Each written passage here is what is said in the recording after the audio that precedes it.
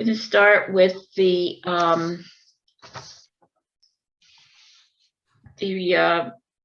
talk about what we're going to be speaking about today. We're going to hear a wonderful talk from Jeff Benoit, where he's going to speak about one of the eightfold path elements called right effort. And as usual, we're going to have our wonderful liturgy, our seated meditation, and a discussion of today's topic. So with that, I will get started with waking the bell.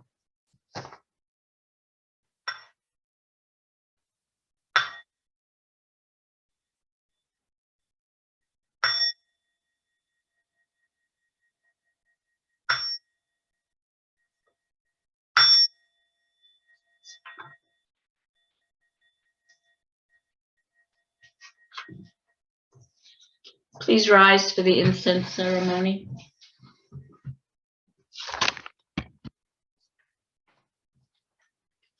In gratitude, we offer this incense to all Buddhas and Bodhisattvas throughout space and time.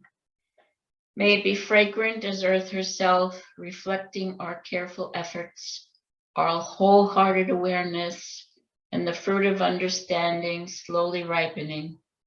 May we in all beings be companions of Buddhas and Bodhisattvas. May we awaken from forgetfulness and realize our true nature.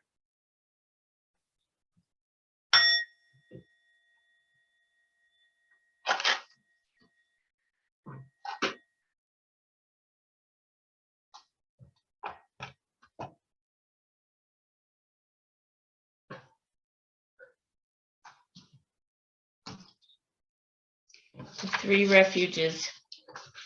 I take refuge in the Buddha, the one who shows me the way in life. I take refuge in the Dharma, the way of understanding and love.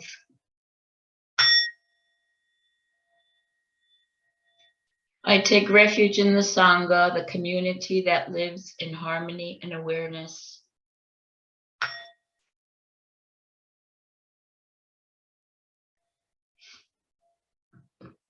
Thank you. Please sit down.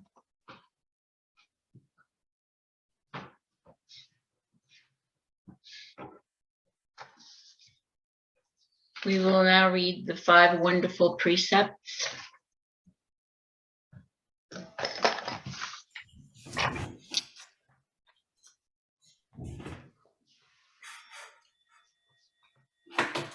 The first wonderful precept. Aware of the suffering caused by the destruction of life, I vow to cultivate compassion and learn ways to protect the lives of people, animals, plants, and minerals. I'm determined not to kill, not to let others kill, and not to condone any act of killing in the world, in my thinking, or in my way of life. This is the first wonderful precept.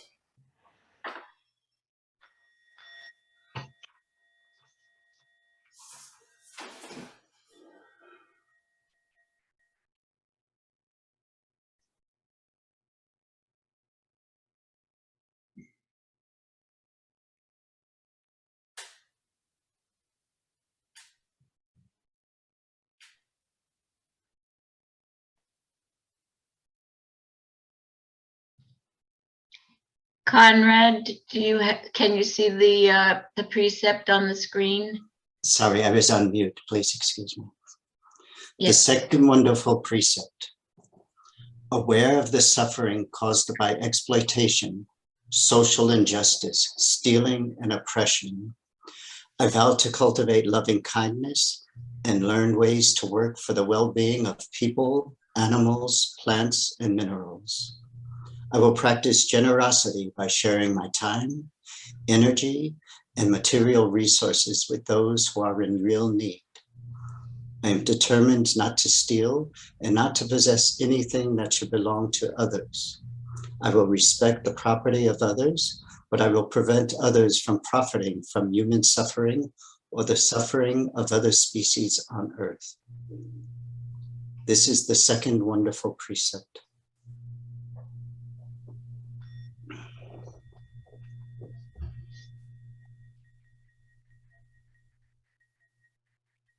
The third wonderful precept. Aware of the suffering caused by sexual misconduct, I vow to cultivate responsibility and learn ways to protect the safety and integrity of individuals, couples, families, and society. I am determined not to engage in sexual relations without love and a long-term commitment. To preserve the happiness of myself and others, I am determined to respect the commitments, my commitments, and the commitments of others. I will do everything in my power to protect children from sexual abuse and to prevent couples and families from being broken by sexual misconduct. This is the third wonderful precept.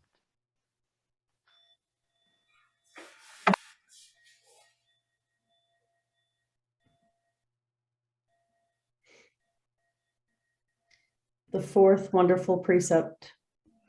Aware of the suffering caused by unmindful speech and the inability to listen to others, I vow to cultivate loving speech and deep listening in order to bring joy and happiness to others and to relieve others of their suffering. Knowing that words can create happiness or suffering, I am determined to speak truthfully with words that inspire self-confidence, joy, and hope. I will not spread news that I do not know to be certain, and will not criticize or condemn things of which I am not sure. I will refrain from uttering words that can cause division or discord, or that can cause the family or the community to break.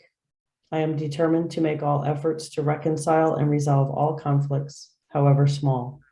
This is the fourth wonderful precept.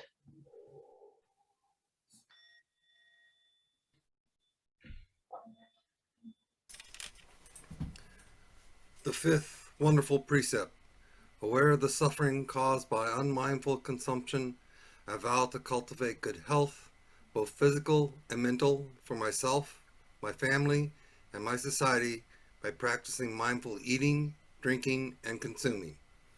I will ingest only items that preserve peace, well-being, and joy in my body, in my consciousness, and in the collective body and consciousness of my family and society. I'm determined not to use alcohol or any other items that contain toxins such as certain TV programs, magazines, books, films, and conversations.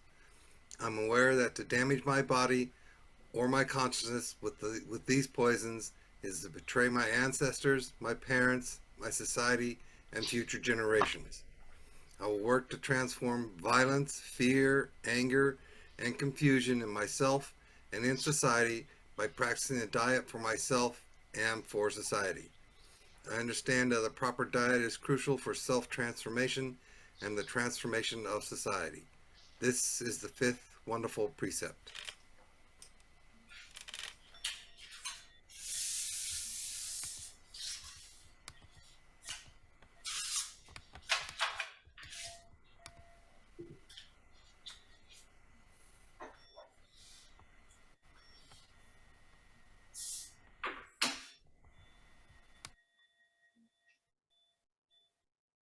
Now listen to a recording of the Heart Sutra.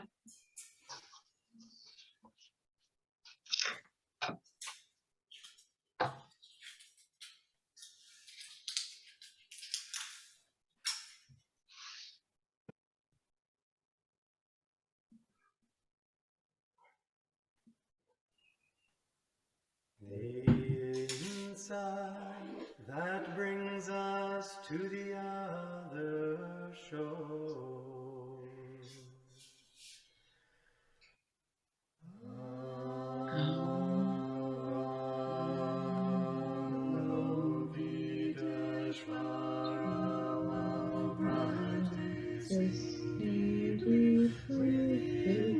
Inside that brings us to the other shore.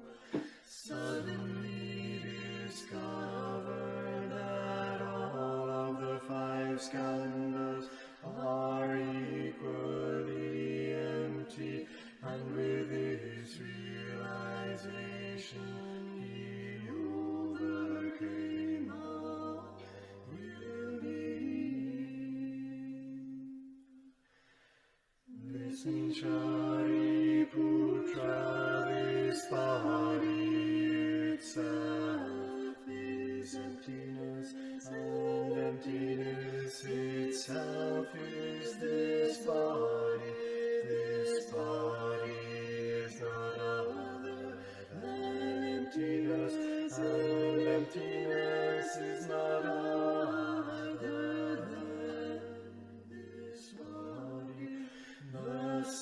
is true of feelings, perceptions, mental formations, and consciousness. Listen, Shariputra, phenomena bear the mark of emptiness. Their true nature is the nature of no birth, no death, no being, no non-being, no defilement, no purity, no increasing, no decreasing. That is why in emptiness, body, feelings, perceptions, mental formations, and consciousness are not separate self-entities. The 18 realms of phenomena, which are the 6 sense organs, 6 sense objects, and 6 consciousnesses, are also not separate self-entities.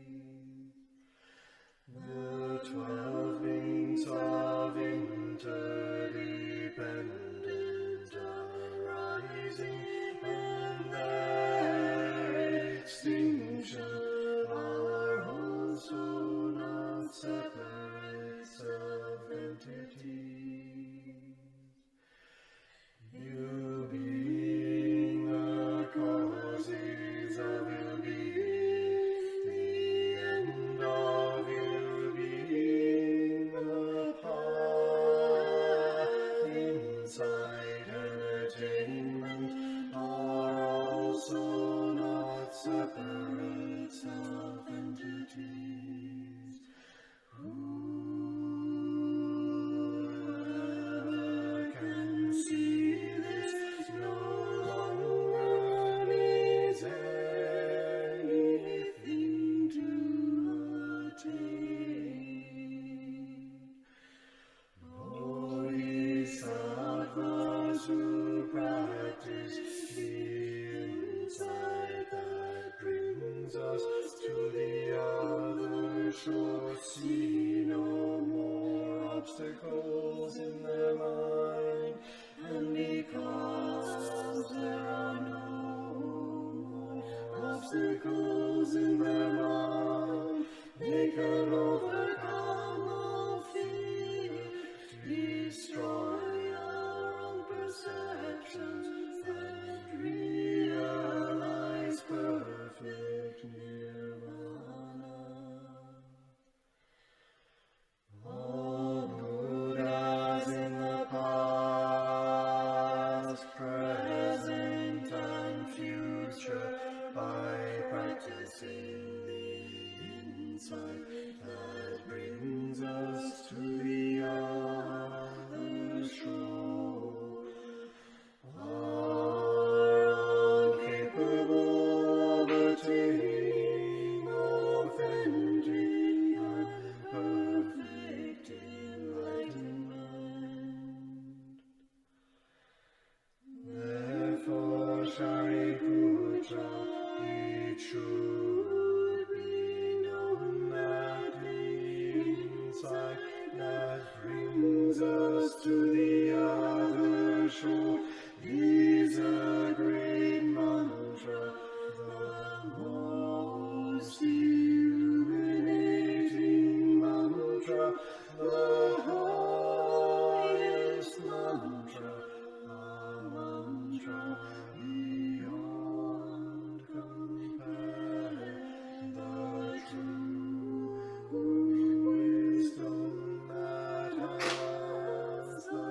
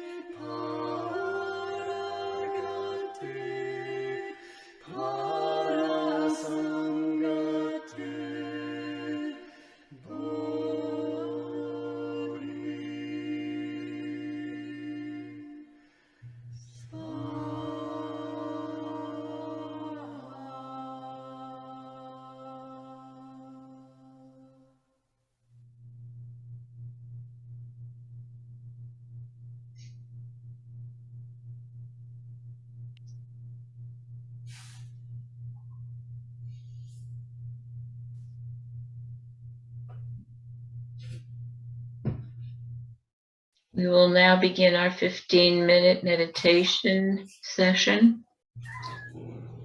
Breathing in, I calm my mind. Breathing out, I smile.